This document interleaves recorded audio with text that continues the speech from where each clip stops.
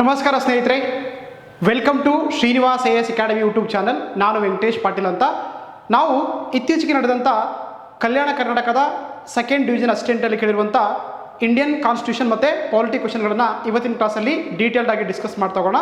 So once again welcome to Srinivas IAS academy YouTube channel. Okay, yes. So ಏನಂದರೆ ನಾವು ಇದರಲ್ಲಿ ಸುಮಾರು ನೋಡಿ ಏನು ಇತ್ತೀಚಿನ ನಡೆದಂಥ ಎಕ್ಸಾಮ್ ಇದೆಯಲ್ಲ, ಅಲ್ಲಿ ಸುಮಾರು 16 ಕ್ವಶನ್ಗಳನ್ನ ಕೇಳಿದ್ದಾರೆ. ಸುಮಾರು 16 ಪ್ರಶ್ನೆಗಳು ಕೇಳಿದರೆ ಅದನ್ನು ಡೀಟೇಲ್ ಆಗಿ ಡಿಸ್ಕಸ್ ಮಾಡ್ತಾ ಹೋಗೋಣ. ಎಸ್,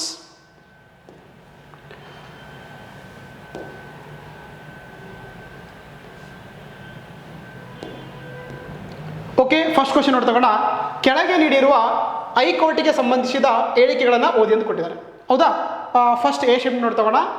ಹೈಕೋರ್ಟ್ನ ಮುಖ್ಯ ನ್ಯಾಯಾಧೀಶರು ಹೈಕೋರ್ಟಿನ ಅಧಿಕಾರಗಳು ಮತ್ತು ಸಿಬ್ಬಂದಿಯನ್ನು ಕಾರ್ಯಾಂಗದ ಹಸ್ತಕ್ಷೇಪವಿಲ್ಲದೆ ನೇಮಿಸಬಹುದು ಅಂತ ಕೊಟ್ಟಿದ್ದಾರೆ. ಎಸ್, ಹೌದಲ್ವಾ? ಏನಂದರೆ ಏನು ನಮ್ಮ ಒಂದು ಆರ್ಟಿಕಲ್ 15 ಹೇಳುತ್ತೆ, there is a judiciaries separate from the executive ಅಂತ ಹೇಳುತ್ತೆ. ಅಂದರೆ ನ್ಯಾಯಾಂಗವು ಕಾರ್ಯಾಂಗದಿಂದ ಪ್ರತ್ಯೇಕವಾಗಿರುವಂತ ಅಂತ ಹೇಳ್ತಾರೆ. ಹಾಗಾಗಿ ಏನಂದರೆ ಹೈಕೋರ್ಟ್ಗೆ ಏನು ಸಿಬ್ಬಂದಿ ಬೇಕಲ್ವಾ, ಅದನ್ನೇನಂದರೆ ಯಾರು?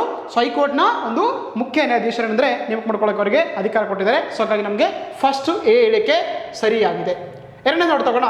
ಹೈಕೋರ್ಟ್ನ ನ್ಯಾಯಾಧೀಶರನ್ನ ರಾಷ್ಟ್ರಪತಿಗಳು ನೇಮಿಸುತ್ತಾರೆ. ಹೌದು.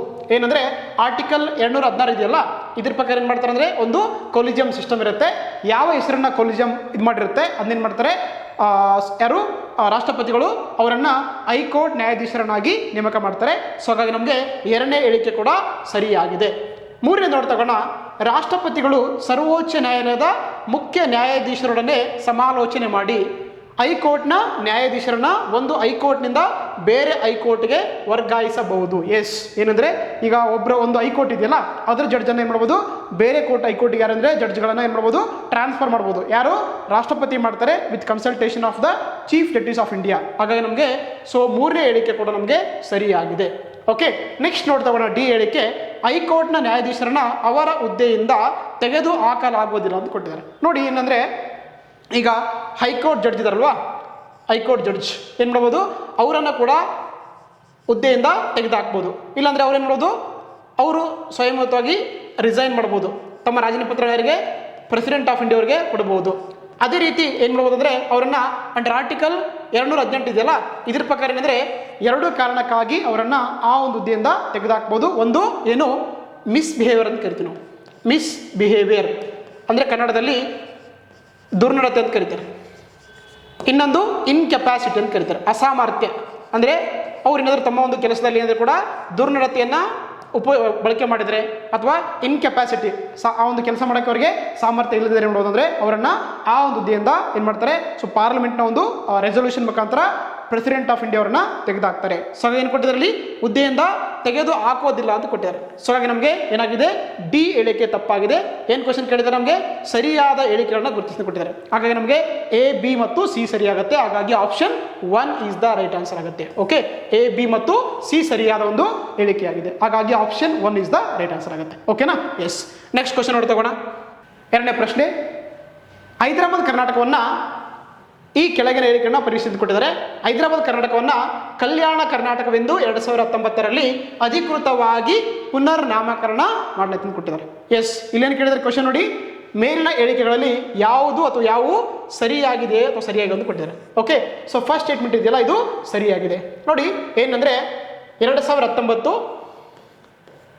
ಏನು ಸೆಪ್ಟೆಂಬರ್ 17 ಇತ್ತಲ್ಲ, ಏನು ಮಾಡ್ತೀರಾ, ಪ್ರತಿ ವರ್ಷ ಸೆಪ್ಟೆಂಬರ್ 17 ಕಲ್ಯಾಣ ಕರ್ನಾಟಕದಲ್ಲಿ ಹೈದರಾಬಾದ್ ಕರ್ನಾಟಕ ಅಥವಾ ಕಲ್ಯಾಣ ಕರ್ನಾಟಕ ವಿಮೋಚನಾ ದಿನಾಚರಣೆಯಂತೆ ಆಚರಿಸ್ತಾರೆ. ಯಾಕಂದರೆ ಏನು ಆ ಒಂದು ಪ್ರದೇಶಗಳಿತ್ತಲ್ವಾ, ಅದೇನಂದರೆ ಏನು ಮಾಡ್ತಿದ್ರೆ, ಆ್ಯಕ್ಚುಲಿ ಹೈದರಾಬಾದ್ ನಿಜಾಮ ಆ ಪ್ರದೇಶನ ಆಳ್ತಾ ಇದ್ದ. ಆತ ಏನು ಮಾಡ್ತಾನೆ ಅಂದರೆ ಸೆಪ್ಟೆಂಬರ್ 17 1948 ಏನಾಗುತ್ತೆ, ಒಂದು ಆಪರೇಷನ್ ಆಗುತ್ತೆ. ಯಾವ ಆಪರೇಷನ್ ಅದು? ಆಪರೇಷನ್ ಪೋಲೋ ಅಂತ ಕರೀತಾರೆ. ಆಪರೇಷನ್ ಪೋಲೋ ಇದೊಂದು ಮಿಲಿಟರಿ ಕಾರ್ಯಾಚರಣೆಯಾಗಿದೆ. ಆಪರೇಷನ್ ಪೋಲೋ ಅಂತ ಕರೀತಾರೆ. ಸೊ ಅವಾಗ ಏನಾಗುತ್ತೆ, ಆ ಒಂದು ನಿಜಾಮ್ ಏನು ಮಾಡ್ತಾನೆ ಅಂದರೆ ನಮ್ಮ ಸರ್ಕಾರಕ್ಕೆ ಶರಣಾಗ್ತಾನೆ. ಇದನ್ನು ಮಾಡಿದ್ದಾರಂತಂದರೆ ಆಗಿನ ನಮ್ಮ ದೇಶದ ಮೊಟ್ಟ ಮೊದಲ ಒಂದು ಗೃಹ ಸಚಿವರಾಗಿರುವಂಥ ಸರ್ದಾರ್ ಪಟೇಲ್ರು ಈ ಒಂದು ಆಪರೇಷನ್ ಪೋಲೋ ಕಾರ್ಯಾಚರಣೆ ನಡೆಸ್ತಾರೆ.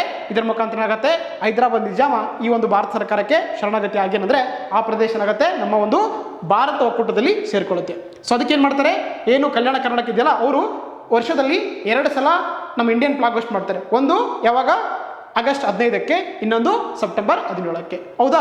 ಏನು ಮಾಡ್ತಾರೆ 2019ರಲ್ಲಿ ಇದಕ್ಕೇನು ಕರಿತೀವಿ, ಮೊದಲು ಇದನ್ನ ಹೈದರಾಬಾದ್ ಕರ್ನಾಟಕ ಅಂತ ಕರಿತಿದ್ರು. ಏನು ಮಾಡ್ತಾರೆ 2019 ಸೆಪ್ಟೆಂಬರ್ 17ಕ್ಕೆ ಆ ಒಂದು ಪ್ರದೇಶವನ್ನು ಕಲ್ಯಾಣ ಕರ್ನಾಟಕ ಅಂತ ಏನಂದರೆ ಹೆಸರನ್ನು ಪುನರ್ನಾಮಕರಣ ಮಾಡ್ತಾ ಹೋಗ್ತಾರೆ. ಸೊ ಹಾಗಾಗಿ ನಮಗೆ ಫಸ್ಟ್ ಸ್ಟೇಟ್ಮೆಂಟು ಸರಿಯಾಗಿದೆ ಅಥವಾ ಹೇಳಿಕೆ ಸರಿಯಾಗಿದೆ. ಎರಡನೇ ನೋಡ್ತಗೋಣ, ಕಲ್ಯಾಣ ಕರ್ನಾಟಕ ಕರ್ನಾಟಕವು ಬಾಗಲಕೋಟೆ ಮತ್ತು ವಿಜಯಪುರಗಳನ್ನ ಒಳಗಡೆ ಕೊಟ್ಟಿದ್ದಾರೆ. ನೋ, ಆ್ಯಕ್ಚುಲಿ ಅಂದರೆ ಏನು ಕಲ್ಯಾಣ ಕರ್ನಾಟಕ ಇದೆಯಲ್ಲ ಇದರಲ್ಲಿ ಟೋಟಲ್ ಆಗಿ ನಮಗೆ 7 ಜಿಲ್ಲೆ ಬರುತ್ತೆ. ಇದು ತಪ್ಪಾಗುತ್ತೆ. ಯಾವ್ದ್ಯಾವುದು? ರಾಯಚೂರು ಬರುತ್ತೆ, ಬೀದರ್ ಬರುತ್ತೆ, ಗುಲ್ಬರ್ಗ ಬರುತ್ತೆ, ಅದು ಕಲಬುರಗಿ ಬರುತ್ತೆ, ಯಾದಗಿರಿ ಬರುತ್ತೆ, ಕೊಪ್ಪಳ ಬರುತ್ತೆ, ಬಳ್ಳಾರಿ ಬರುತ್ತೆ, ಆಮೇಲೆ ವಿಜಯನಗರ ಬರುತ್ತೆ. ಸೊ ಏನಂದರೆ ಟೋಟಲ್ ಆಗಿ ಇದರಲ್ಲಿ 7 ಜಿಲ್ಲೆಗಳು ಬರ್ತಾ ಹೋಗುತ್ತೆ. ಅಲ್ಲಿ ಯಾವುದೇ ರೀತಿಯ ಬಾಗಲಕೋಟ್ ಬರಂಗಿಲ್ಲ ಮತ್ತು ವಿಜಯಪುರ ಕೂಡ ಬರಲ್ಲ. ಸೊ ಹಾಗೆ ನಮಗೆ ಬಿ ಹೇಳಿಕೆ ತಪ್ಪಾಗಿದೆ. ಓಕೆ, ಮೂರನೇ ನೋಡ್ತಾ ಸಿ ಸ್ಟೇಟ್ಮೆಂಟು, ಕಲ್ಯಾಣ ಕರ್ನಾಟಕವು ಸ್ವತಂತ್ರ ಪೂರ್ವದಲ್ಲಿ ಹೈದರಾಬಾದ್ ರಾಜ್ಯದ ಭಾಗವಾಗಿದ್ದು ಬ್ರಿಟಿಷರಿಂದ ಆಳಲ್ಪಟ್ಟಿದ್ದು ಕೊಟ್ಟಿದ್ದಾರೆ. ನೋಡಿ, ಕಲ್ಯಾಣ ಕರ್ನಾಟಕವು ಸ್ವತಂತ್ರ ಪೂರ್ವದಲ್ಲಿ ಇದೇನಾಗಿತ್ತು, ಹೈದರಾಬಾದ್ ರಾಜ್ಯದ ಭಾಗವಾಗಿತ್ತು. ಆದರೆ ಇದನ್ನು ಯಾರು ಆಳ್ತಿದ್ರು? ಹೈದರಾಬಾದ್ನ ನಿಜಾಮನಿಂದ ಆಳಲ್ಪಡ್ತಿತ್ತು. ಏನಂದರೆ ಇದನ್ನು ಹೈದರಾಬಾದ್ನ ನಿಜಾಮನಿಂದ ಪಡ್ತಾ ಇತ್ತು. ಸೊ ಹಾಗಾಗಿ ಬ್ರಿಟಿಷರು ಕಂಟ್ರೋಲ್ ಇದ್ರು ಕೂಡ ರೂಲ್ ಮಾಡಿದಾರೆ ಅಂದರೆ ಬ್ರಿಟಿಷ್ ನಿಜಾಮ್ ಆಗಿದ್ದ. ಸೊ ಹಾಗಾಗಿ ನಮಗೇನಾಗುತ್ತೆ, ಈ ಒಂದು ಸಿ ಸ್ಟೇಟ್ಮೆಂಟು ತಪ್ಪಾಗಿದೆ. ಓಕೆ, ನೆಕ್ಸ್ಟ್ ನೋಡ್ತಾ ಹೋಗೋಣ, ಕರ್ನಾಟಕದ ಕೇಂದ್ರೀಯ ವಿಶ್ವವಿದ್ಯಾಲಯ ಅಥವಾ ಸೆಂಟ್ರಲ್ ಯೂನಿವರ್ಸಿಟಿ ನಿಲಯವು ಕಲ್ಯಾಣ ಕರ್ನಾಟಕದಲ್ಲಿ ಸ್ಥಾಪಿಸಲ್ಪಟ್ಟಿದ್ದು ಕೊಟ್ಟಿದ್ದಾರೆ. ಹೌದು, ಏನಂದರೆ 2009 ಏನು ಮಾಡ್ತಾರೆ ಅಂದರೆ ನಮ್ಮ ಒಂದು ಕಲಬುರಗಿಯಲ್ಲಿ, ಕಲ್ಯಾಣ ಕರ್ನಾಟಕದ ಒಂದು ಜಿಲ್ಲೆ ಇರುವಂಥ ಏನು ಮಾಡ್ತಾರೆ ಕಲಬುರಗಿಯಲ್ಲಿ 2009ರಲ್ಲಿ ಒಂದು ಕೇಂದ್ರೀಯ ವಿಶ್ವವಿದ್ಯಾಲಯ ಅಥವಾ ಸೆಂಟ್ರಲ್ ಯೂನಿವರ್ಸಿಟಿಯಲ್ಲಿ ಸ್ಥಾಪನೆ ಮಾಡ್ತಾರೆ. ಹಾಗಾಗಿ ನಮಗೆ ಡಿ ಸ್ಟೇಟ್ಮೆಂಟ್ ಕೂಡ ಸರಿಯಾಗಿದೆ. ಇಲ್ಲೇನು ಕೇಳಿದರೆ ಯಾವ ಸರಿ ಅಂದರೆ ಓನ್ಲಿ ಎ ಮತ್ತು ಡಿ. ಎಲ್ಲಿದೆ ನೋಡಿ, ಆಪ್ಷನ್ 4 ಎ ಮತ್ತು ಡಿ ಸರಿಯಾಗಿದೆ. ಹಾಗಾಗಿ option 4 is the right answer. ಅರ್ಥ ಆಯ್ತಾ? ಎಸ್. ಇನ್ನು ಏನಂದರೆ ನೋಡಿ, ನಿಮಗೆಲ್ಲ ಗೊತ್ತಿರುವಂತೆ ಏನಾಗುತ್ತೆ, ಈ ಪ್ರದೇಶ ಇದೆಯಲ್ಲ ಇದಕ್ಕೆ ಏನು ಮಾಡ್ತಾರೆ ಅಂದರೆ 98ನೇ ಸಂವಿಧಾನ ತಿದ್ದುಪಡಿ ಕಾಯ್ದೆ, 98ನೇ ಸಂವಿಧಾನ ತಿದ್ದುಪಡಿ ಕಾಯ್ದೆ ಮಾಡ್ತಾರೆ. ಯಾವಾಗ? 2012ರಲ್ಲಿ ಏನು ಮಾಡ್ತಾರೆ, ಇದ್ರ ಮುಖಾಂತರ ಈ ಒಂದು ಜಿಲ್ಲೆಗಳಿಗೆ ಏನಂದರೆ ಒಂದು ವಿಶೇಷವಾಗಿ ಯಾವುದರಲ್ಲಿ ರಿಸರ್ವೇಷನ್ ಕೊಡ್ತಾರೆ, ಮೀಸಲಾತಿ ಕೊಡ್ತಾರೆ. ಯಾವುದದು? ಕಾನ್ಸ್ಟಿಟ್ಯೂಷನ್ 371J ಒಂದು ವಿಧಿಯಡಿಯಲ್ಲಿ ಅಂದರೆ ಇದು ವಿಶೇಷವಾಗಿ ಶೈಕ್ಷಣಿಕ ಮತ್ತು ಉದ್ಯೋಗದಲ್ಲಿ ಏನಂತಂದರೆ ಮೀಸಲಾತಿ ಕೊಡ್ತಾ ಹೋಗ್ತಾರೆ ಈ ಒಂದು ಪ್ರದೇಶಕ್ಕೆ under the article 371J of the Indian constitution ಪ್ರಕಾರ. ಇದು ಕೂಡ ನಿಮ್ಗೆ ಗೊತ್ತಿರಬೇಕಾಗುತ್ತೆ. Okay, yes. ನೆಕ್ಸ್ಟ್ ನೋಡ್ತಾ ಹೋಗೋಣ ಮುಂದಿನ ಪ್ರಶ್ನೆ. ಈ ಕೆಳಗಿನ ಹೇಳಿಕೆಗಳಲ್ಲಿ ಯಾವುದು ಒಕ್ಕೂಟ ಅಥವಾ ಸಂಯುಕ್ತ ವ್ಯವಸ್ಥೆಯ ಲಕ್ಷಣ ಅಲ್ಲ ಅಂತ ಕೇಳ್ತಾರೆ. ಹೌದಾ? ನೋಡಿ, ಅಂದರೆ ಇಂಗ್ಲೀಷಲ್ಲಿ ಕೊಟ್ಟಿದ್ದಾರೆ, which of the following statements is not characteristic of A federal system ಅಂತ ಕೇಳ್ತಾರೆ. ನೋಡಿ, ಫೆಡರಲ್ ಸಿಸ್ಟಮ್ ಅಂದರೆ ಗೊತ್ತಿರಬೇಕು ನಿಮಗೆ. ಹೌದಾ? ಅಥವಾ ಒಕ್ಕೂಟ ವ್ಯವಸ್ಥೆ ಏನಾಗಿರುತ್ತೆ ನೋಡಿ, ಅಲ್ಲಿ ಏನಾಗಿರುತ್ತೆ, ಕೇಂದ್ರ ಮತ್ತು ರಾಜ್ಯಗಳ ಮಧ್ಯೆ ಅಧಿಕಾರಗಳ ಹಂಚಿಕೆ ಆಗಿರುತ್ತೆ. ಅದನ್ನು ನಾವೇನಂತ ಕರಿತೀವಿ, ಈ ಒಂದು ಫೆಡರಲ್ ಸಿಸ್ಟಮ್ ಅಂತ ಕರೀತಾರೆ. ಅರ್ಥ ಆಯ್ತಾ? ನೋಡಿ, ಎಲ್ಲಿ ಒಂದು ನಮಗೆ ಫೆಡರಲ್ ಸಿಸ್ಟಮ್ ಇರುತ್ತೆ ಅಲ್ಲಿ ನಮಗೆ ಅದೇನಂದರೆ ಅದರದೇ ಆದಂಥ ಒಂದು ಏನಂದರೆ ಕ್ಯಾರೆಕ್ಟರಿಸ್ಟಿಕ್ಸ್ ಹೊಂದಿರುತ್ತೆ. ಏನಾಗಿರುತ್ತೆ, ಅಲ್ಲಿ ಒಂದು ಸಂವಿಧಾನದ ಶ್ರೇಷ್ಠತೆ ಇರುತ್ತೆ, ಅಂದರೆ ಸುಪರ್ಮೆಸಿ ಆಫ್ ದಿ ಕಾನ್ಸ್ಟಿಟ್ಯೂಷನ್ ಇರುತ್ತೆ. ಅದೇ ರೀತಿಯಲ್ಲಿ ತುಂಬ ಟಫ್ ಅಥವಾ ರಿಜಿಡ್ ಕಾನ್ಸ್ಟಿಟ್ಯೂಷನ್ ಇರುತ್ತೆ. ಸೊ ಎರಡನೇದು ಕೂಡ ಹೌದು. ಅದೇ ರೀತಿ ಏನಾಗಿರುತ್ತೆ, ಅಲ್ಲಿ ಇಂಡಿಪೆಂಡೆಂಟ್ ಜುಡಿಷಿಯರಿ ಅಥವಾ ಸ್ವತಂತ್ರ ನ್ಯಾಯಾಂಗ ಇರುತ್ತೆ.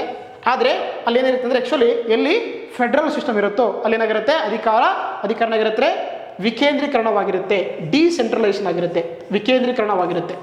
ಹೌದಾ? ಏನಾಗಿರುತ್ತೆ, ಯಾಕಂದರೆ ಅಧಿಕಾರ ಹಂಚಿಕೆ ಆಗಿರುತ್ತೆ, ಅವಾಗ ಏನಿರುತ್ತೆ, ವಿಕೇಂದ್ರೀಕರಣ ಆಗಿರುತ್ತೆ. ಇಲ್ಲೇನು ಕೊಟ್ಟಿದ್ದಾರೆ, ಅಧಿಕಾರದ ವಿಕೇಂದ್ರೀಕರಣ ಇರುವುದಿಲ್ಲ ಅಂತ ಕೊಟ್ಟರೆ. ನೋ, ಆ್ಯಕ್ಚುಲಿ ಏನಿರುತ್ತೆ, ಅಧಿಕಾರದ ವಿಕೇಂದ್ರೀಕರಣ ಇರುತ್ತದೆ.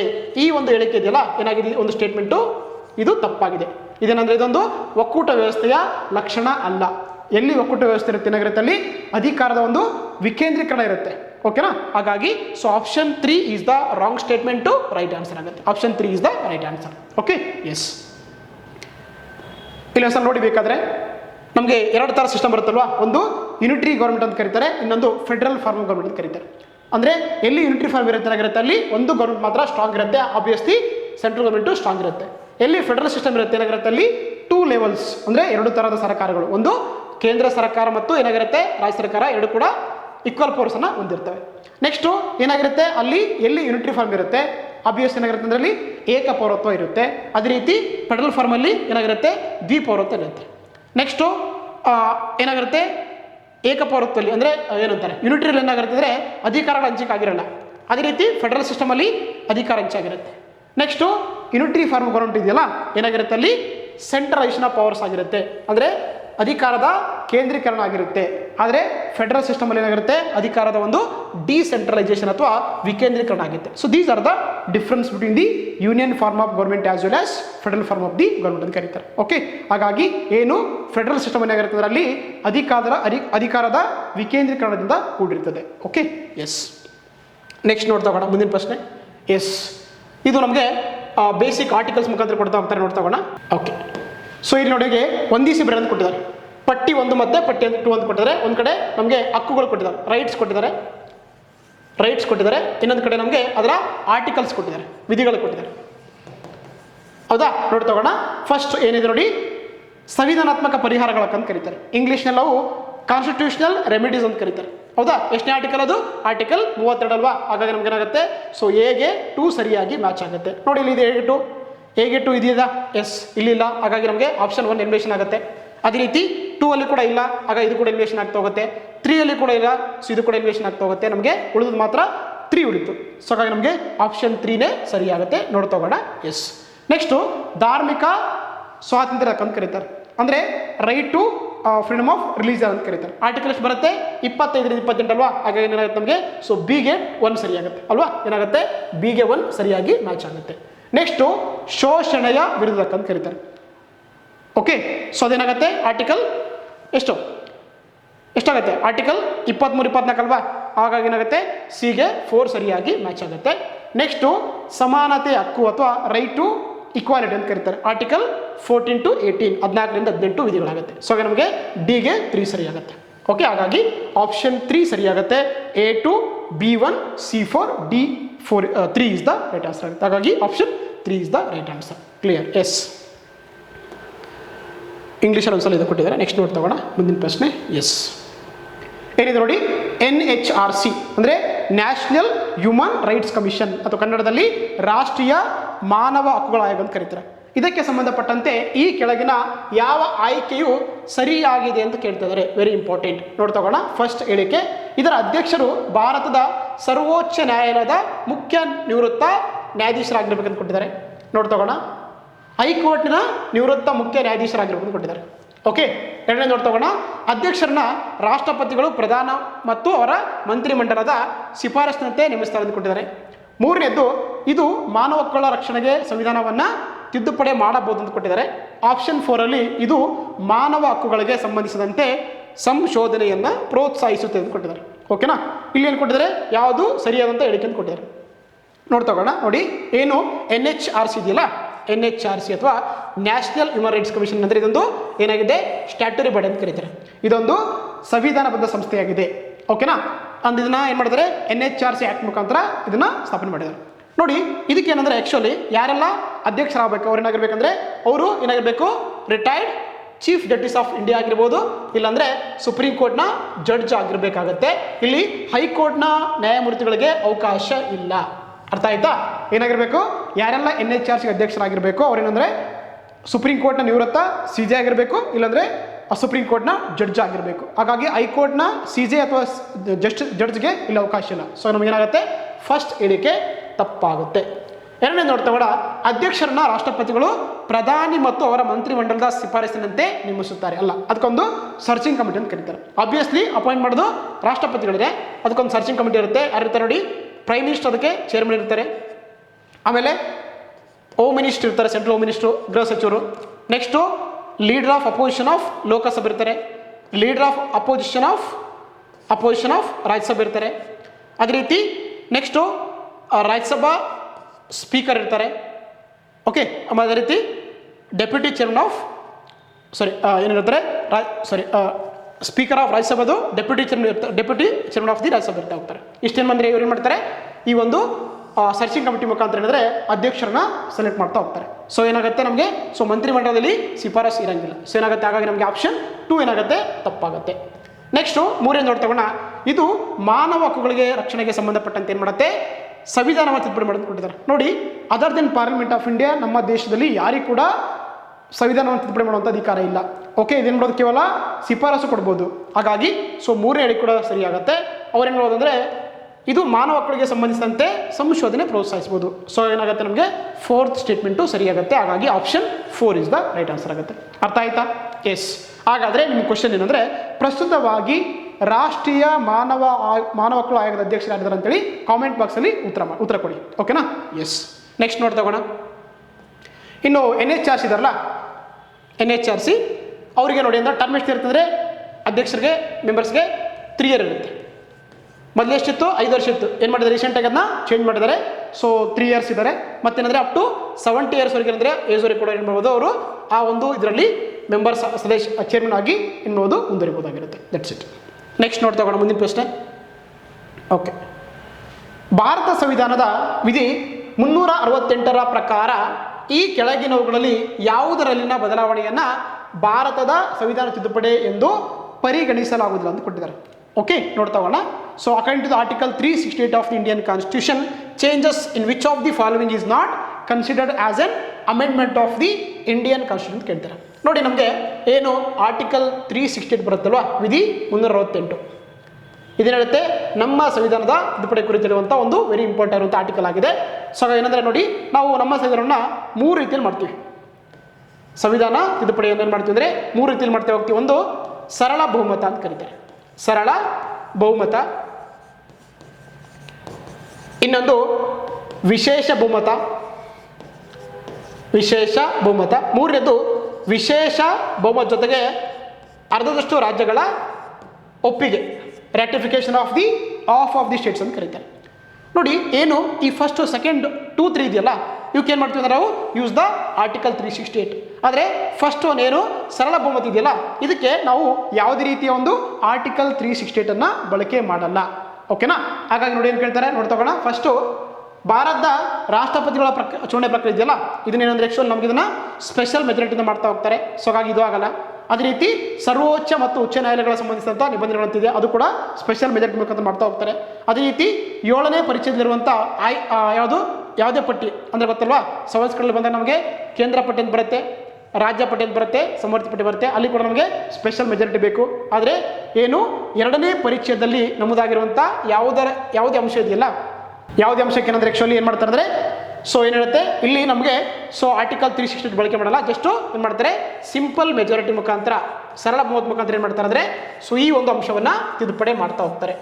ಓಕೆ, ಏನು ಸೆಕೆಂಡ್ ಸ್ಕೆಡ್ಯೂಲ್ ಇದೆಯಲ್ಲ, ಅದೇನು ಹೇಳುತ್ತೆ, they talks about the salaries and allowance ಅಂತ ಕರೀತಾರೆ. ಅದು ವೇತನ ಮತ್ತು ಭತ್ಯೆಗಳ ಬಗ್ಗೆ ಹೇಳಿಕೊಡುವಂಥ ಒಂದೇನಾಗಿದೆ ಅನುಸೂಚಿ ಆಗಿರುತ್ತೆ. ಹಾಗಾಗಿ ನಮಗೆ ಅದಕ್ಕೆ ಸಂಬಂಧಪಟ್ಟಂತೆ ಯಾವುದೇ ರೀತಿಯ ಆರ್ಟಿಕಲ್ 368 ಬಳಕೆ ಮಾಡಲ್ಲ. ಅದನ್ನು ಜಸ್ಟು ಸಿಂಪಲ್ ಮೆಜಾರಿಟಿ ಅಥವಾ ಸರಳ ಬಹುಮತ ಮುಖಾಂತರ ಮಾಡ್ತಾ ಹೋಗ್ತಾರೆ. ಸೊ ಹಾಗಾಗಿ ನಮಗೆ option 4 is the right answer ಆಗುತ್ತೆ.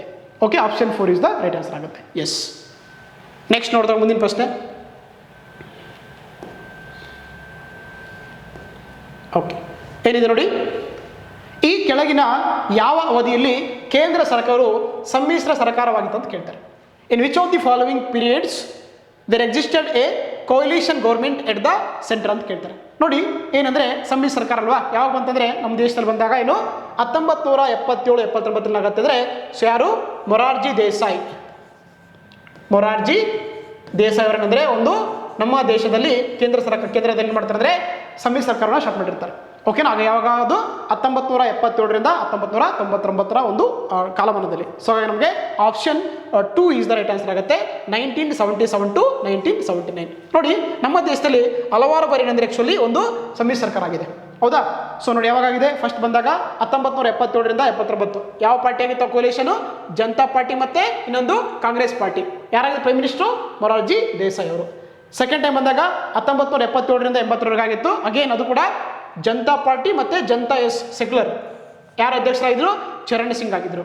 ಅದೇ ರೀತಿ ನೆಕ್ಸ್ಟು 1989-90ರಲ್ಲಿ ನ್ಯಾಷನಲ್ ಫ್ರಂಟ್ ಮತ್ತು ಯಾರು ನ್ಯಾಷನಲ್ ಜನತಾದಳ ಮೂಲಕ ಆಗಿರ್ತಾರೆ, ಅದರ ಪ್ರೈಮ್ ಮಿನಿಸ್ಟರ್ ಆಗಿದ್ದರು VP ಸಿಂಗ್ ಅಂತ. ಹೀಗೆ ನಮ್ಮ ದೇಶದಲ್ಲಿ ಹಲವಾರು ಬಾರಿ ಏನಂದರೆ ಆ್ಯಕ್ಚುಲಿ ಏನಾಗಿದೆ, ಒಂದು ಕೋಲಿಷನ್ ಗೌರ್ಮೆಂಟ್ ಏನಾದರೆ ಸೊ ಮಾಡಿರುವಂಥದ್ದಾಗಿದೆ. ಓಕೆನಾ? ಸೊ ಗೊತ್ತಿರಬೇಕಾಗತ್ತೆ. ಎಸ್. ನೆಕ್ಸ್ಟ್ ನೋಡ್ತಗೋಣ. ಏನಿದೆ ನೋಡಿ, 42ನೇ ಸಂವಿಧಾನ ತಿದ್ದುಪಡಿಯ ಮೂಲಕ ಈ ಕೆಳಗಿನ ಯಾವ ರಾಜ್ಯ ನೀತಿಯ ನಿರ್ದೇಶಕ ತತ್ವವನ್ನು ಸಂವಿಧಾನಕ್ಕೆ ಸೇರಿಸಲಾಗಿದೆ ಅಂತ ಕೊಟ್ಟಿದ್ದಾರೆ. ಓಕೆ, ನೋಡ್ತಗೋಣ.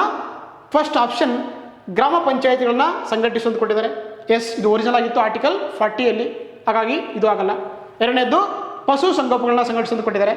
ಆಪ್ಷನ್ 3ಯಲ್ಲಿ ಮಕ್ಕಳ ಆರೋಗ್ಯಕರ ಬೆಳವಣಿಗೆ ಅವಕಾಶಗಳನ್ನ ಖಚಿತಪಡಿಸೋದು ಕೊಟ್ಟಿದ್ದಾರೆ. ಆಪ್ಷನ್ 4ರಲ್ಲಿ ಗೋ ಹತ್ಯೆ ನಿಷೇಧ ಕೊಟ್ಟಿದ್ದಾರೆ. ಓಕೆನಾ? ಏನು ಇದನ್ನೇನು ಮಾಡ್ತಾರೆ ಅಂದರೆ 42ನೇ ಸಂವಿಧಾನ ತಿದ್ದುಪಡಿ ಕಾಯ್ದೆ 1976 ಮುಖಾಂತರ ಏನು ಮಾಡ್ತಾರೆ, ಮಕ್ಕಳ ಆರೋಗ್ಯಕರ ಬೆಳವಣಿಗೆ ಅವಕಾಶಗಳನ್ನು ಒದಗಿಸುವಂಥದ್ದು ಅಂದರೆ ಇದನ್ನು ಏನು ಮಾಡ್ತಾರೆ 42ನೇ ಸಂವಿಧಾನ ತಿದ್ದುಪಡಿ ಮುಖಾಂತರ ಸೇರಿಸ್ತಾ ಹೋಗ್ತಾರೆ. ಓಕೆ, ಹಾಗಾಗಿ ಏನಾಗುತ್ತೆ ನಮಗೆ ಆಪ್ಷನ್ 3 ಸರಿಯಾಗುತ್ತೆ. ಓಕೆ, ಆಪ್ಷನ್ 3 ಸರಿಯಾಗುತ್ತೆ ನೋಡಿ. ಎಸ್, ನೋಡ್ತಾ ಹೋಗೋಣ ನೋಡಿ. ಏನು ನಮ್ಮ ಒಂದು DPSP ಇದೆಯಲ್ಲ, direct principle of state policy, ಇದನ್ನ ನಮ್ಮ ಸಂವಿಧಾನದ ಪಾರ್ಟ್ ಎಷ್ಟರಲ್ಲಿ ಪಾರ್ಟ್ 4ರಲ್ಲಿ ಸೇರಿಸಿದ್ವಿ. ಇವುಗಳು ಎಲ್ಲಿ ತಗೊಂಡಿದ್ವಿ? It is borrowed from the Irish constitution. Okay, Irish constitution ತಗೊಂಡಿದ್ವಿ. ಆರ್ಟಿಕಲ್ ಆಗಿದೆ 36ರಿಂದ 51. ಇವೆಲ್ಲ ಕೂಡ ಏನಂದರೆ DPSP ಸಂಬಂಧಪಟ್ಟಂತ ಏನಾಗಿದೆ ಒಂದು ಆರ್ಟಿಕಲ್ಸ್ ಆಗಿದೆ. ನೋಡ್ತಾ ಹೋಗೋಣ ನೋಡಿ. ಏನು 42nd ಮುಖಾಂತರ ಏನು ಮಾಡ್ತಾರೆ ಅಮೆಂಡ್ಮೆಂಟ್ ಮುಖಾಂತರ ಅಂದರೆ ಮುಖ್ಯವಾಗಿ 4 DPSPಗಳು ಸೇರಿಸ್ತಾ ಹೋಗ್ತಾರೆ. ಯಾವುದರಲ್ಲಿ? ಆರ್ಟಿಕಲ್ 39ರಲ್ಲಿ ಏನು ಮಾಡ್ತಾರೆ ಅಂದರೆ to secure opportunities for the healthy development of children. Article 39 ಸೇರಿಸ್ತಾರೆ. ಅದೇ ರೀತಿ ಆರ್ಟಿಕಲ್ 39 ಇದೆ ಫ್ರೀ ಲೀಗಲ್ ಅಂತ ಕರೀತಾರೆ, ಅಂದರೆ ಉಚಿತ ಕಾನೂನು ನೆರವು ಸೇರಿಸ್ತಾರೆ. ನೆಕ್ಸ್ಟ್ ಆರ್ಟಿಕಲ್ 43 ಸೇರಿಸ್ತಾರೆ to take steps to ensure participation of the workers in the management of industry ಸೇರಿಸ್ತಾರೆ. ಅದೇ ರೀತಿ ಆರ್ಟಿಕಲ್ 48ಅಲ್ಲಿ ಪರಿಸರ ಸಂರಕ್ಷಣೆ ಬಗ್ಗೆ ಸೇರಿಸ್ತಾ ಹೋಗ್ತಾರೆ. ಸೊ ಈ 4 ಏನಂದರೆ ಅದ್ರ ಮುಖಾಂತರ 42ನೇ ಸಂವಿಧಾನ ತಿದ್ದುಪಡಿ ಮುಖಾಂತರ ಸೇರಿಸ್ತಾ ಹೋಗ್ತಾರೆ. ನೆಕ್ಸ್ಟು 44 ಮುಂದೆ ಕೂಡ ಒಂದು ಸೇರಿಸ್ತಾ ಹೋಗ್ತಾರೆ. ಯಾವುದು? ಆರ್ಟಿಕಲ್ 38 ಏನಿದೆ ಟು ಮಿನಿಮೈಸ್ ದ ಇನ್ಇಕ್ವಾಲಿಟೀಸ್, ಅಂದರೆ ಏನಂದರೆ ಏನೊಂದು ಸಂಪತ್ತಿದೆಯಲ್ಲ ಅಥವಾ ಏನೊಂದು ಅಸಮಾನತೆಯನ್ನು ಕಡಿಮೆ ಮಾಡುವಂಥದ್ದು. ಅದೇ ರೀತಿ 86 ಮುಖಾಂತರ ಕೂಡ ಏನು ಮಾಡ್ತಾರೆ, ಆರ್ಟಿಕಲ್ 45ಅಲ್ಲಿ ಸ್ವಲ್ಪ ಚೇಂಜಸ್ ಮಾಡ್ತಾರೆ. ನೆಕ್ಸ್ಟು 97 ಮುಖಾಂತರ ಏನಂದರೆ 1 ಮೋರ್ ಸೇರಿಸ್ತಾ ಹೋಗ್ತಾರೆ, ಆರ್ಟಿಕಲ್ 43B ಸೇರಿಸ್ತಾರೆ. There is a promotion of the cooperative society ಅಂತ ಕರೀತಾರೆ, ಅಂದರೆ ಸಹಕಾರ ಸಂಘಗಳ ಒಂದು ಪ್ರೋತ್ಸಾಹಕ್ಕೆ ಆರ್ಟಿಕಲ್ 43 ಮುಖಾಂತರ 43B ಮುಖಾಂತರ ಸೇರಿಸ್ತಾ ಹೋಗ್ತಾರೆ. ಇವೆಲ್ಲ ಕೂಡ ನ್ಯೂ DPSP ಅಂತ ಸೇರಿಸ್ತಾ ಹೋಗ್ತಾರೆ. ಓಕೆನಾ? ಎಸ್, ನೆಕ್ಸ್ಟ್ ನೋಡ್ತಾ ಹೋಗೋಣ ಮುಂದಿನ ಪ್ರಶ್ನೆ.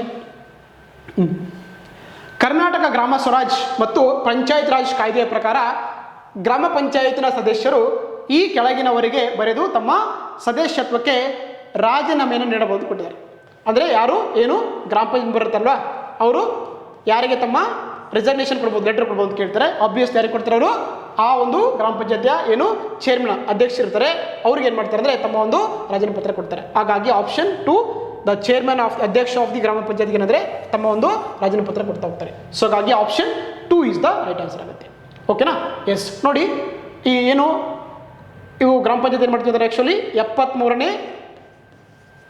ಸಂವಿಧಾನ ತಿದ್ದುಪಡಿ ಕಾಯ್ದೆ 1992 ಮುಖಾಂತರ ಏನಂದರೆ ನಮಗೆ ಕಾನ್ಸ್ಟಿಟ್ಯೂಷನ್ ಸೇರಿಸ್ತಾ ಹೋಗ್ತೀವಿ. ಓಕೆನಾ? ಸೊ ಅದೇ ರೀತಿ ಇಲ್ಲಿ ಓಟ್ ಹಾಕ್ಬೇಕಾದ್ರೆ 18 ವರ್ಷ ಆಗಿರಬೇಕು. ಅದೇ ರೀತಿ ಎಲೆಕ್ಷನ್ ಕಂಟೆಸ್ಟ್ ಮಾಡಬೇಕು ಏನಾಗಿರ್ಬೇಕಂದ್ರೆ 21 ವರ್ಷ ಆಗಿರಬೇಕು, ಗೊತ್ತಿರಬೇಕು ನಿಮಗೆ. So this is regarding the local government ಅಂತ ಕರೀತಾರೆ. ಎಸ್, ನೆಕ್ಸ್ಟ್ ನೋಡ್ತಾ ಹೋಗೋಣ. ತಾಲೂಕು ಯೋಜನೆ ಮತ್ತು ಅಭಿವೃದ್ಧಿ ಸಮಿತಿಯ ಅಧ್ಯಕ್ಷರು ಅಂತ ಕೇಳ್ತಾರೆ. Who is the chairperson of the taluk planning and development committee ಅಂತ ಕೊಟ್ಟಿದ್ದಾರೆ. ಯಾರು ಅಲ್ಲಿ ಏನಂದರೆ MLA ಆಗಿರ್ತಾರೆ, ಅಂದರೆ ತಾಲೂಕಿನ ಪ್ರಮುಖ ಭಾಗಗಳನ್ನು ಪ್ರತಿನಿಧಿಸುವಂಥ ಏನು ವಿಧಾನಸಭೆ ಸದಸ್ಯರು ಇರ್ತಾರಲ್ಲ ಅವ್ರೇನೆಂದರೆ ಈ ಒಂದು ಪ್ಲಾನಿಂಗ್ ಮತ್ತು ಡೆವಲಪ್ಮೆಂಟ್ ಕಮಿಟಿಯ ಏನಾಗಿರ್ತಾರೆ, ಅಧ್ಯಕ್ಷರಾಗಿರ್ತಾರೆ. ಹೌದಾ? Member of the legislative assembly representing the major parts of the taluk ಏನಂದರೆ ಸೊ ಈ is the chairperson of the taluk planning and development committee ಅಧ್ಯಕ್ಷರಾಗಿರ್ತಾರೆ. ಹಾಗಾಗಿ option 3 is the right answer ಆಗುತ್ತೆ. Okay, option 3 is the right answer ಆಗುತ್ತೆ. Yes, next ನೋಡ್ತಾ ಹೋಗೋಣ. ಗ್ರಾಮ ಸಭೆಯನ್ನು ಹೀಗೆ ವ್ಯಾಖ್ಯಾನಿಸಲು ಕೊಟ್ಟಿದ್ದಾರೆ. ಓಕೆ, ಇದೇನೆಂದರೆ ಅಗೇನ್ 73ನೇ ಸಂವಿಧಾನ ತಿದ್ದುಪಡಿ ಕಾಯ್ದೆ 1992. ಓಕೆನಾ? ಇದರಲ್ಲಿ ಏನಂದರೆ ಗ್ರಾಮ ಸಭೆ ಅಂದರೆ ಏನಂತ ಡೆಫಿನೇಷನ್ ಕೊಟ್ಟಿದ್ದಾರೆ ಅಂತ ಕೇಳ್ತಾರೆ. ನೋಡಿ, ಗ್ರಾಮ ಸಭೆ ಅಂದರೆ ಏನಂದರೆ ಗ್ರಾಮ ಮಟ್ಟದಲ್ಲಿ ಗ್ರಾಮ ಪಂಚಾಯತ್ ಪ್ರದೇಶದ ಒಳಗೆ ಇರುವ ಗ್ರಾಮಕ್ಕೆ ಸಂಬಂಧಿಸಿದ ಮತದಾರ ಪಟ್ಟಿಗಳಲ್ಲಿ ನೋಂದಾಯಿತರಾಗಿರುವಂಥ ವ್ಯಕ್ತಿಗಳನ್ನ ಒಳಗೊಂಡಿರುವಂಥ ಒಂದು ಮಂಡಳಿ ಇದೆಯಲ್ಲ, ಅದಕ್ಕೆ ಏನಂತ ಕರಿತೀವಿ ನಾವು? ಗ್ರಾಮ ಸಭೆ ಅಂತ ಕರೀತಾರೆ. Okay, the body consisting of the persons registered as a voters in the electoral rolls relating to the a village comprised with in area of the gram panchayat at the village ಅಂತ ಕೊಟ್ಟಿದ್ದಾರೆ. So this is the definition of the ಏನಾಗಿದೆ ಗ್ರಾಮ ಸಭಾ ಆಗಿದೆ. ಹಾಗಾಗಿ option 2 is the right answer ಆಗುತ್ತೆ. ಆರ್ಟಿಕಲ್ಗಳು ನಿಮಗೆಲ್ಲ ಗೊತ್ತಿರುತ್ತೆ ನೋಡಿ. ಆರ್ಟಿಕಲ್ ಏನು 243B ಇದೆಯಲ್ಲ, ಇದೇನಂತೆ gram sabha has a body of registered voters in a village under a panchayat jurisdiction ಅಂತ ಕರೀತಾರೆ. So that is the article 43B ಅಲ್ಲಿ ಅಂದರೆ ನಮಗೆ ಗ್ರಾಮ ಸಭೆ ಬಗ್ಗೆ ಡೆಫಿನೇಷನ್ ಸಿಗ್ತಾ ಹೋಗುತ್ತೆ. ಓಕೆ, ಎಸ್, ನೆಕ್ಸ್ಟ್ ನೋಡ್ತಾ ಮುಂದಿನ ಪ್ರಶ್ನೆ. ಗ್ರಾಮ ಪಂಚಾಯತಿ ಸದಸ್ಯರು ಆಸ್ತಿ ಮತ್ತು ಹೊಣೆಗಾರಿಕೆಗಳ ಘೋಷಣೆಯನ್ನು ಯಾವ ಸಮಯದಲ್ಲಿ ಸಲ್ಲಿಸಬೇಕಂತ ಕೊಟ್ಟಿದ್ದಾರೆ. At what time is a gram panchayat member required to submit a declaration of assets and liability ಅಂತ ಕೊಟ್ಟಿದ್ದಾನೆ.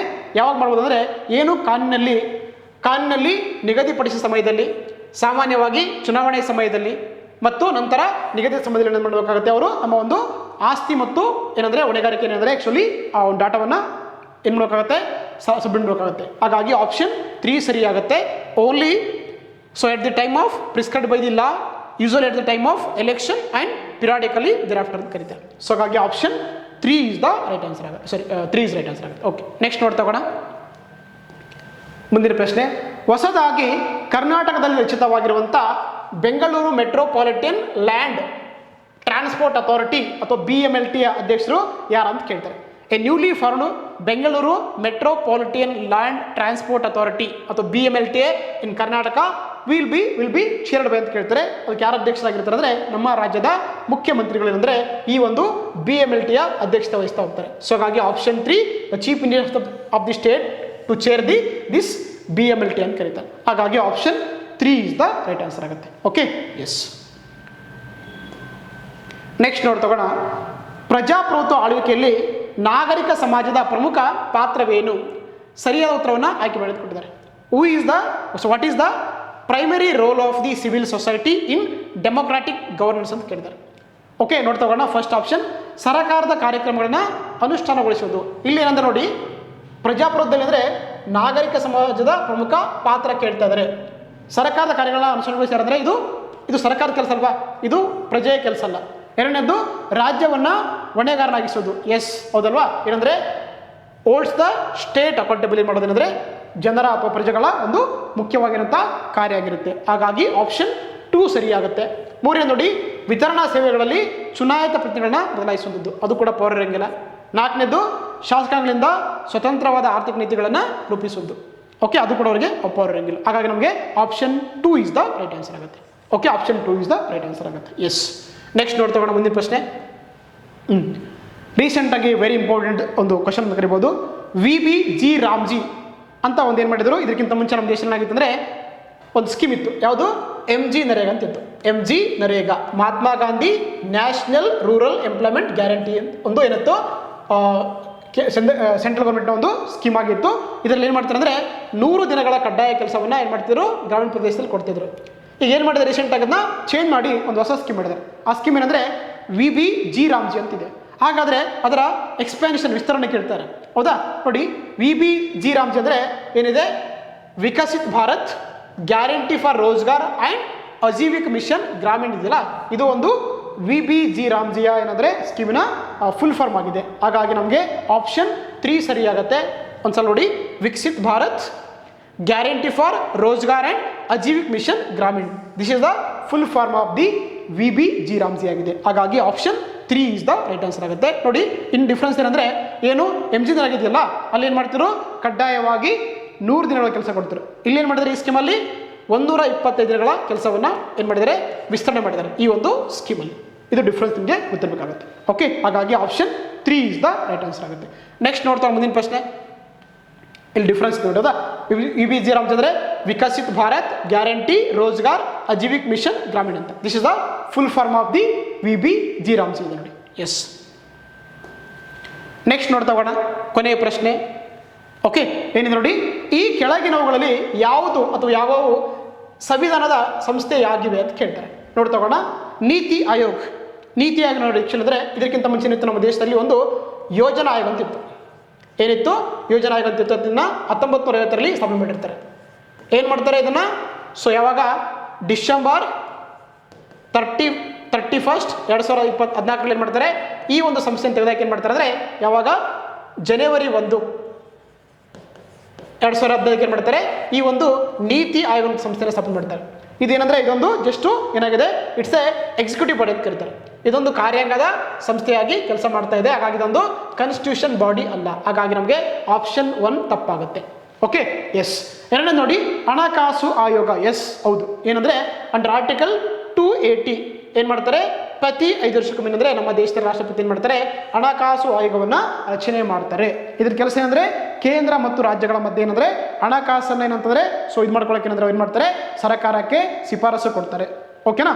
ಸೊ ಹಾಗಾಗಿ ಇದರ ಪ್ರಸ್ತುತವಾಗಿ ಏನಂದರೆ ನಮ್ಮ ದೇಶದಲ್ಲಿ ಏನಂದರೆ 16ನೇ ಹಣಕಾಸು ಆಯೋಗ ಏನು ಮಾಡ್ತಿದೆ, 16ನೇ ಹಣಕಾಸು ಆಯೋಗ ವರ್ಕ್ ಮಾಡ್ತಾ ಇದೆ. ಅದರ ಅಧ್ಯಕ್ಷರಾಗಿದ್ದಾರೆ ಡಾಕ್ಟರ್ ಅರವಿಂದ್ ಪನಗರಿಯಾ. ಅರವಿಂದ್ ಪನಗರಿ ಏನಂದರೆ 16ನೇ ಹಣಕಾಸು ಆಯೋಗದ ಪನಗರಿಯ ಅಧ್ಯಕ್ಷರಾಗಿ ಕೆಲಸ ಮಾಡ್ತಾ ಇದ್ದಾರೆ, ಗೊತ್ತಿರಬೇಕಾಗತ್ತೆ. Okay, S. ಹಾಗಾಗಿ ಇದೊಂದು ಕಾನ್ಸ್ಟಿಟ್ಯೂಷನಲ್ ಬಾಡಿ, ಹಾಗಾಗಿ ನಮಗೆ ಬಿ ಸರಿಯಾಗುತ್ತೆ. ಮೂರನೇ ನೋಡಿ GST ಮಂಡಳಿ, GST ಕೌನ್ಸಿಲ್. ಹೌದು, ಇದು ಕೂಡ ಏನಾದರೆ ಒಂದು ಕಾನ್ಸ್ಟಿಟ್ಯೂಷನಲ್ ಬಾಡಿ ಆಗಿದೆ. ಅಂಡರ್ ಆರ್ಟಿಕಲ್ 279A ಅಲ್ಲಿ ಏನು ಮಾಡ್ತಾರೆ ಅಂದರೆ ಇದನ್ನು ಕೂಡ ಏನು ಮಾಡ್ತಾರೆ, ನಾವು 101ನೇ ಸಂವಿಧಾನ ತಿದ್ದುಪಡಿ ಮುಖಾಂತರ ಮಾಡ್ತೀವಿ. ಆ್ಯಕ್ಚುಲಿ GST ಕಾನ್ಸ್ಟಿಟ್ಯೂಷನ್ ಆಗಿ ಮಾಡಿದ್ವಿ. ಅದರಲ್ಲಿ ಬರುವಂಥ ವೆರಿ ಇಂಪಾರ್ಟೆಂಟ್ ಬಾಡಿ ಅಂದರೆ GST ಮಂಡಳಿ ಇರುತ್ತೆ. ಇದರ ಅಧ್ಯಕ್ಷರಾಗಿರ್ತಾರೆ ನಮ್ಮ ಒಂದು ಕೇಂದ್ರ ಸರ್ಕಾರದ ಹಣಕಾಸು ಮಂತ್ರಿಯಾಗಿರುವಂಥ ನಿರ್ಮಲಾ ಸೀತಾರಾಮನ್ ಅಂದರೆ ಇದರ ಅಧ್ಯಕ್ಷರಾಗಿರ್ತಾರೆ. ಓಕೆ, ಹಾಗಾಗಿ ಇದು ಕೂಡ ಒಂದು ಕಾನ್ಸ್ಟಿಟ್ಯೂಷನ್ ಬಾಡಿ ಆಗಿದೆ, ಹಾಗಾಗಿ ಬಿ ಕೂಡ ಸರಿಯಾಗುತ್ತೆ. ಅದೇ ರೀತಿ ರಾಷ್ಟ್ರೀಯ ವೈದ್ಯಕೀಯ ಆಯೋಗ ಅಂತ ಇದೆಯಲ್ಲ, ಅಂದರೆ ನ್ಯಾಷನಲ್ ಮೆಡಿಕಲ್ ಕೌನ್ಸಿಲ್ ಇದೆಯಲ್ಲ, ಇದೊಂದು ಏನಾಗಿದೆ, ಸ್ಟ್ಯಾಟ್ಯೂಟರಿ ಬಾಡಿ ಆಗಿದೆ. ಇದೊಂದು ಶಾಸನಬದ್ಧ ಸಂಸ್ಥೆಯಾಗಿದೆ, ಇದೊಂದು ಕಾನ್ಸ್ಟಿಟ್ಯೂಷನ್ ಬಾಡಿ ಅಲ್ಲ. ಓಕೆ, ಸೊ ಇದನ್ನು ನ್ಯಾಷನಲ್ ಮೆಡಿಕಲ್ ಕಮಿಷನ್ ಆ್ಯಕ್ಟಲ್ಲಿ ಮಾಡಿರುವಂಥ ಒಂದು ಬಾಡಿ ಆಗಿದೆ. ಹಾಗೆ ಇದು ಕೂಡ ನಮಗೆ ಒಂದು ಕಾನ್ಸ್ಟಿಟ್ಯೂಷನ್ ಬಾಡಿ ಅಲ್ಲ. ಓಕೆ, ಹಾಗಾಗಿ ಏನಾಗುತ್ತೆ, ನಮಗೆ ಯಾವ ಸಂವಿಧಾನ ಸಂಸ್ಥೆ ಅಂದರೆ ಏನಾಗುತ್ತೆ, ಬಿ ಮತ್ತು ಸಿ ಇಲ್ಲಿದೆ. Option 4 is the right answer ಆಗುತ್ತೆ, ಬಿ ಮತ್ತು ಸಿ. ಹಾಗಾಗಿ option 4 is the right answer ಆಗುತ್ತೆ. Okay, yes. ಓಕೆ, ಏನಂದರೆ ನಮ್ಮ ಒಂದು ಏನಂದರೆ ಈ ರೀಸೆಂಟ್ ನಡೆದಂಥ ICA ಎಕ್ಸಾಮಲ್ಲಿ ಸುಮಾರು 16 ಕ್ವಶನ್ಗಳಿಂದ ಆ್ಯಕ್ಚುಲಿ ಇಂಡಿಯನ್ ಕಾನ್ಸ್ಟಿಟ್ಯೂಷನ್ ಮತ್ತು ಪಾಲಿಟಿ ಅಂತ ಕೇಳಿದ್ರು. ಅವೆಲ್ಲವೂ ಕೂಡ ನಾವು ಡೀಟೇಲ್ ಆಗಿ ಡಿಸ್ಕಸ್ ಮಾಡಿದ್ವಿ. ಸೊ ದಯವಿಟ್ಟು ಈ ಒಂದು ವಿಡಿಯೋ ಕ್ಲಾಸ್ ನಿಮಗೆ ಇಷ್ಟವಾಗಿದ್ದರೆ ನಮ್ಮ ಒಂದು ಶ್ರೀನಿವಾಸ್ IAS ಅಕಾಡೆಮಿ ಯೂಟ್ಯೂಬ್ ಚಾನಲ್ನ ಸಬ್ಸ್ಕ್ರೈಬ್ ಮಾಡಿ, ನಿಮ್ಮ ಫ್ರೆಂಡ್ಸ್ಗೆ ಶೇರ್ ಮಾಡಿ. ಸೊ ನಿಮಗೇನಾದ್ರು ಎಕ್ಸ್ಟ್ರಾ ಕ್ಲಾಸ್ಗಳು ಬೇಕಾದರೆ so please contact the our academy. ಹಾಗೆ ಜೊತೆಗೆ ನಮ್ಮದು ಆ್ಯಪ್ ಕೂಡ ಇದೆ, ಶ್ರೀನಿವಾಸ್ IAS ಅಕಾಡೆಮಿ ಅಂತ. So please download this app ಅಂತ. Okay, thank you. See you next class. Bye bye. Yeah.